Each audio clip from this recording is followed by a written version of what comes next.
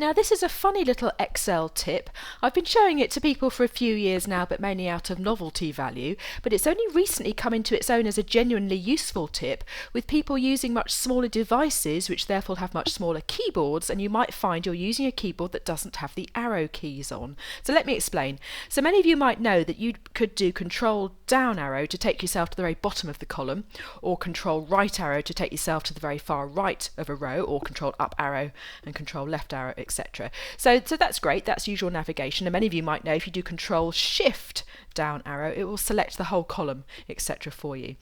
But what happens if you find yourself actually using a device that doesn't have the arrows on the keyboard and you're used to using those shortcuts? What do? Well, there's a funny little tip. So if you double click on the bottom edge of the selected cell, so I've got cell A1 selected, if I double click on that it takes me to the very end of that column. If I double click on the right edge it's just like pressing Control right arrow, etc. So that means you don't need to worry about your arrow keys. And similarly, it's just the same as with the arrow keys. If you wanted to select that column, hold down your Shift key while you double click on the appropriate edge of the cell.